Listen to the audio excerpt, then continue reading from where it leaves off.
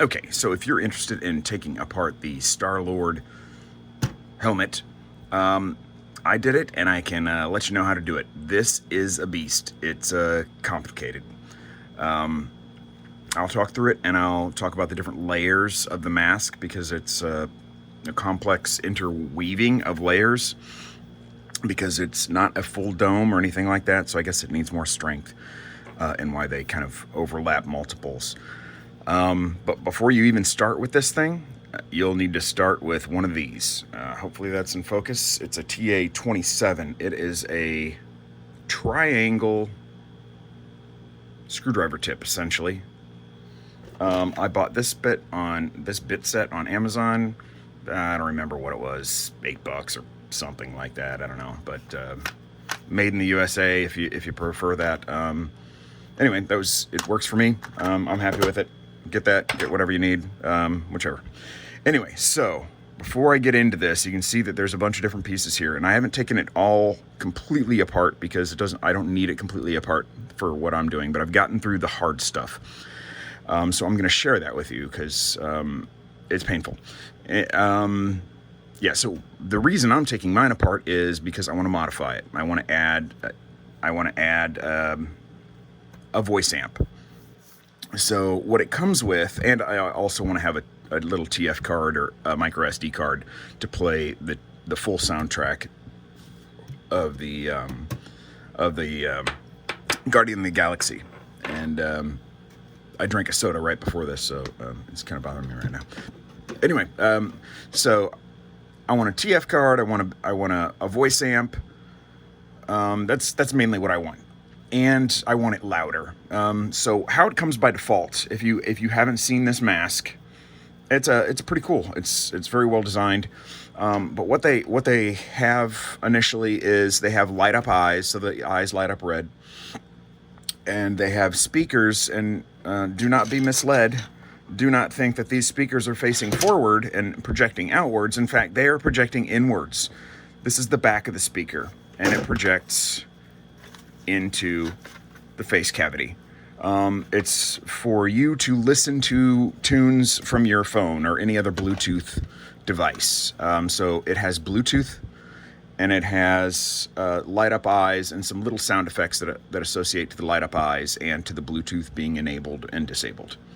There's a switch toggle on the inside, it's under this plate, but it's right here, and I'll pull this apart in a minute to show you how to get to it. But that switch will toggle between lights only and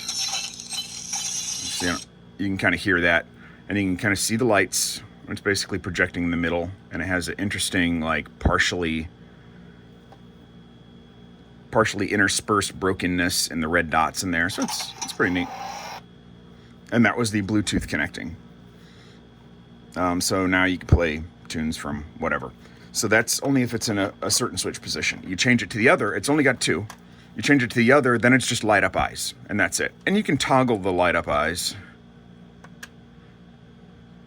You can see it's, on the screen it looks like it's flashing, but in real life it's not actually flashing, but it's just a lower intensity, and then one more intensity. This is the lowest, and yeah, it looks like a flash on the screen, but it's not flashing in real life. And then third one, off. Okay, so that gets you to kind of what happens with the mask. It does not have a voice amp inside it, but here is what it does have. It's got the battery pack, and then those speakers project towards you. And then, so my intent was to put a voice amp in here. So, in taking it apart, you start with this. You can see they really didn't want you to take this thing apart, with very few exceptions. There are a couple spots where you need a Phillips. That and inside here where this comes apart. But anyway, so let's get to the layers. Let's look at it from the top. So right now, all the primary layers are together, with the exception of that bad boy right there. So the complex things are these. So what you'll notice at first are the screws on the faceplate. Okay, that's great, and you can tell that this kind of goes under there, so you think the faceplate comes out first. Yeah, the faceplate actually doesn't come out. Everything is connected to that one piece. It's a core piece, and you have to disassemble completely everything before you can get to the faceplate, including some screws out here. So that's, while you can unscrew those, all it does is unscrew the ability to remove these. Now these also have screws around them at multiple points. And so anyway, you unscrew all those. They're easy to find. And then what you have to do is you got to pop out this plate. It wasn't the easiest to do, and what I started doing was using a screwdriver to try and pry this. And I'm like, oh, I'm going to get it all scratched up, blah blah blah.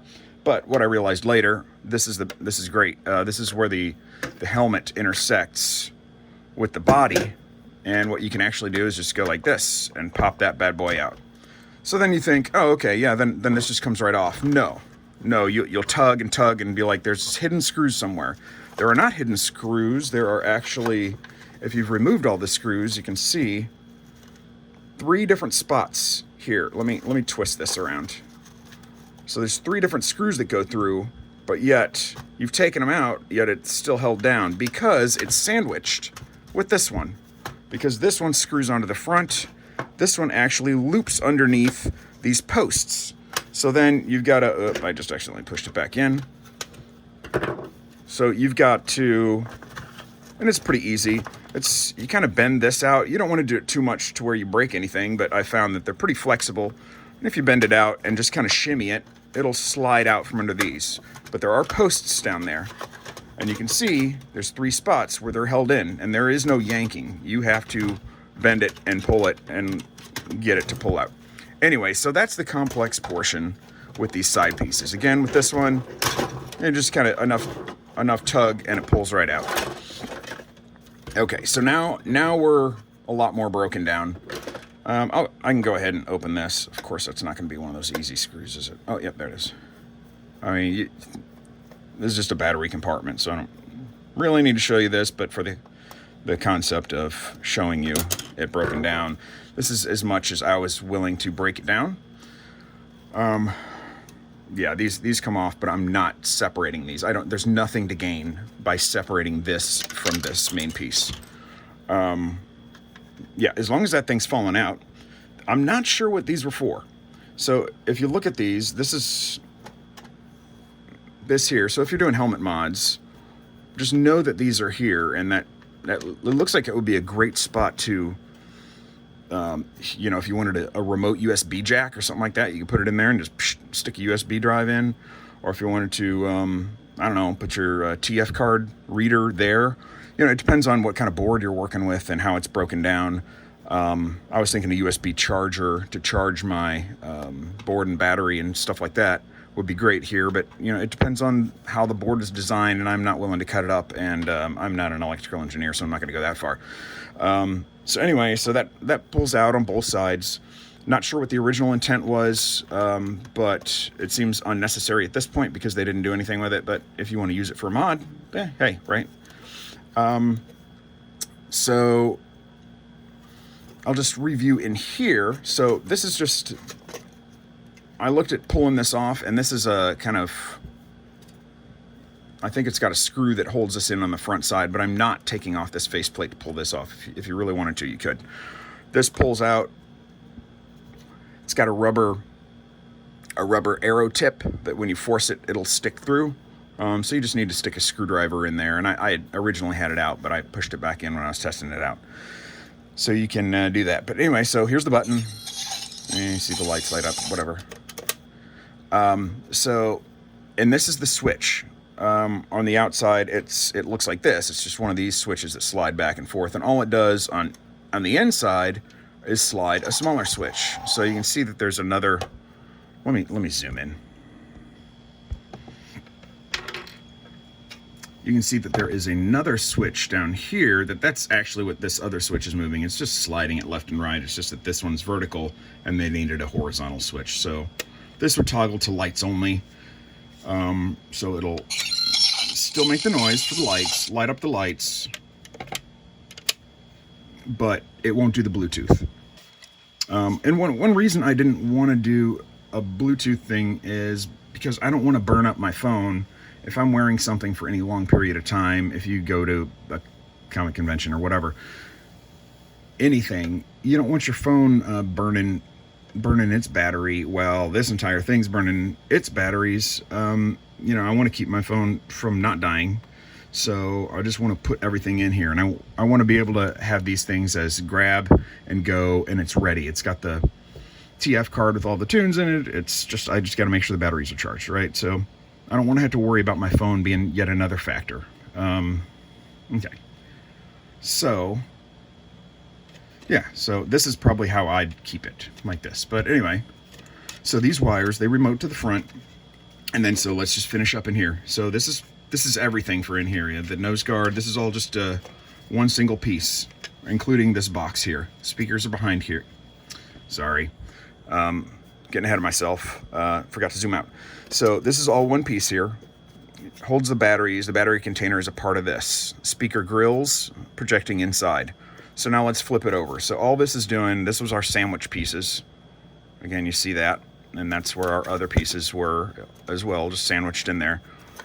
And then this is so the back of the front, or the back of the inside plate. This is mounted on top. I have no reason to take that off, so I'm not going to. I'm not going to take off this thing, but it's easy. You just pop it out. I don't see any benefit in doing this. But here's the cool stuff.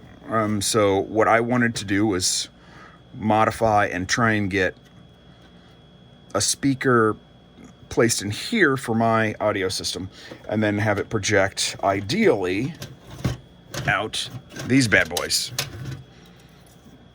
Now, it makes it look like it's mesh, but it's not. It's solid plastic, and I'll talk about that in a second.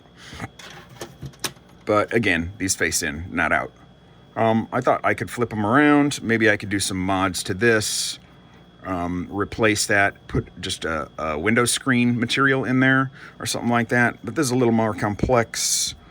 Then I'd have to work it all and get it all to stay together so it wouldn't fall apart, because it needs the stability of these inner bits to do that. So I didn't. But anyway, I'm getting ahead of myself. So we've got the Bluetooth chip on this board with the custom stuff, and all the wires coming into it. So be careful when you're taking things apart. You've got your negative and your positive going to your battery terminals here, and those both run back to the button.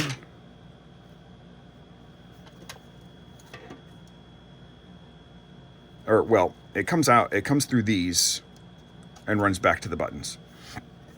And then this is how it signals. But anyway, yeah. So that's that, if you wanted to turn those speakers around and do something with this, that would be pretty cool. But now to talk through this thing, actually, before I get to that, let's see, which part was the hard one? Oh, this. So after you deal with this, then you've got this bad boy. And this was its own challenge because it is clipped on in multiple spots its faceplate is clipped on.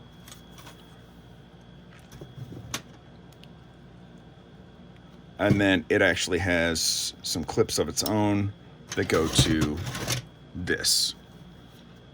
But so why this wouldn't come off was because of this being clipped to it, and then it was also essentially welded, plastic welded in here. So below the ear,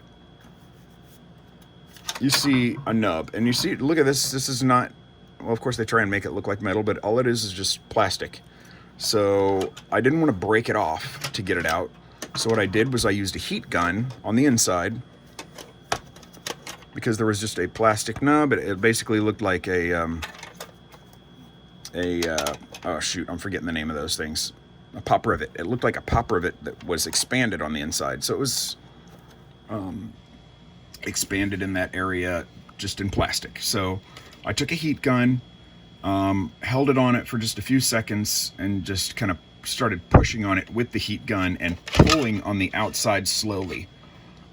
And yeah, just a few seconds with the heat gun, and it just kind of, and pulling on it and pushing with the heat gun on it this side, and just boop, it just popped out. So I did that on both sides, and that allowed this entire front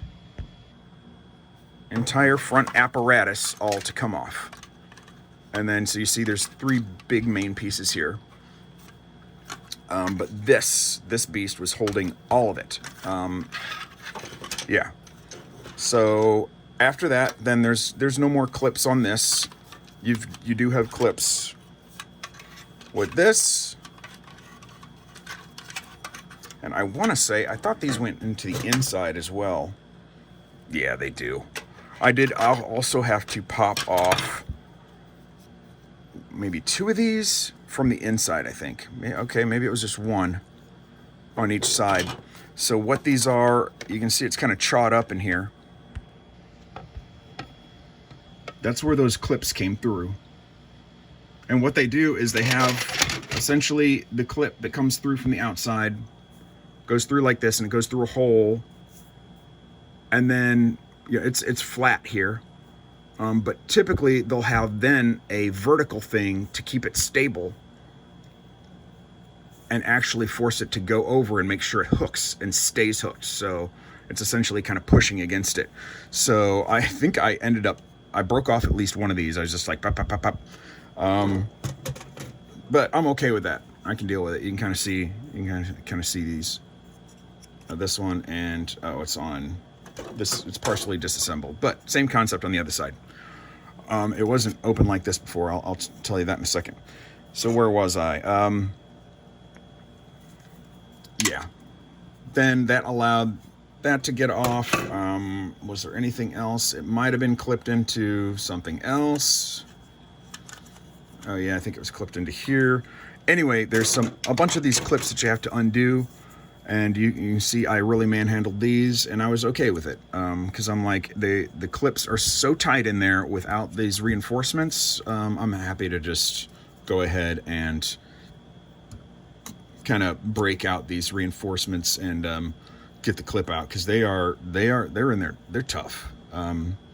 But I'm thinking about, I might want to put my little MP3 player inside the front or something. I don't know. I wanted to do this to make this a little easier to come off. So anyway, so there's nothing more to say about this piece, other than that this piece was a little tough to get off. But yeah, so that was this one, and it's just these 5 points here. Yeah. So, and I wouldn't recommend taking this off if you don't need to. I'm just gonna see if I can. I just don't know where I want to put my MP3 player yet, and I wanted to have that as an option. One thing you notice is that if this were on, it runs pretty close to this board, so you're not getting a lot of extra space in there. So that's where I was originally thinking I could put a speaker. What am I doing? Got this upside down. And there's just not enough room, unless you just completely remove this board. But I still wanted the light up eyes, so I didn't want to go through that hassle. But, you know, unless you wanted to, you know, pull it out further and then fabricate some connections, but that's, you know, anyway, that would be up to you. So now this guy. So here's our setup. It's got a centerpiece that has, well, before I get to that, let me just put this in to show you what I've got. Let me see, where am I? So this comes in like this, and those actually are triangle screws. And then all it does is just kind of hold all this stuff together. So it actually does separate, and this is actually the bottom part, so it actually fits on like this. So when it comes apart, only if you take the screws out, of course, then you can see in there. And then how it's held together, you can then take this off. And then if you wanted to go the extra mile, you have to use a heat gun and then pop this off. And then you could do your fabrication of something with a screen and whatever. If you wanted to put a speaker here. I did find, let me grab these speakers a second.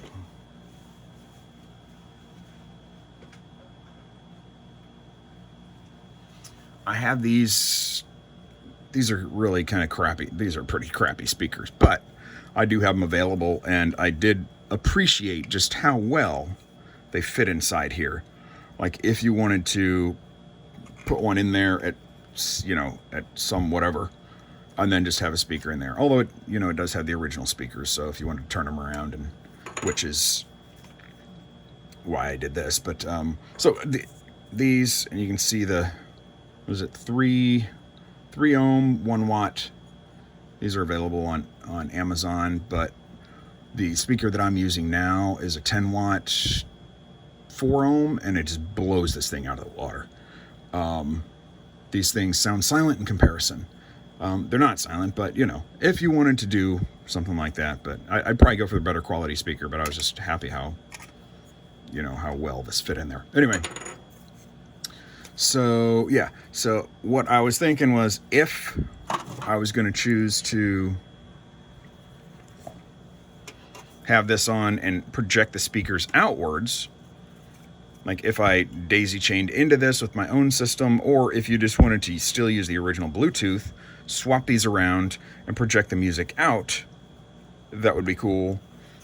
So even though I wasn't willing to go the extra mile, actually it'd be more like 100 miles, it seems like, to, you know, fabricate this and figure out a way for this thing to stay together without this firm front end capability, and for the sides to stay on. You know, I figured the easier route is just open it up, because it was closed in. I'm like, well, if you open it up, at least it'll still echo down through there and get a little more resonance going in that direction. So now you know about that bit. And I feel like I'm missing something. Oh yeah, there's this piece. I forgot to mention that when I was talking about this. So this is the part that sits like this, right? And if you didn't know, it does not have a top. And what I was mentioning earlier on why it's likely so rigid and all these different sandwich pieces. So it's gotta be extra strong in order to stay together. So then it does this, right? So you can see inside. I'll just show you how that mechanism looks.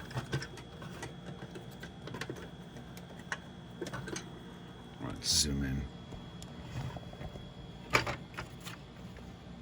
Well, it's easier to just pull it apart, but you can see it just kind of goes right in down here, and then goes around the screw point and just sloshes up and down like this. So basically, when you're undoing the sandwich, when you first pry up these things before you pull them out, you can just do what I did and just kind of toggle these out and pull it out with it, or pull it out before it, which I figured out how to get this off before I figured out how to remove these sides from their sandwich casing. So I think that's pretty much, thinking that's it. I feel like I'm jumping around a little bit, but yeah. So hopefully that helps you out if you're gonna try and manhandle this thing and modify it. If so, I hope it works out well for you. I'd love to see pictures if you get them.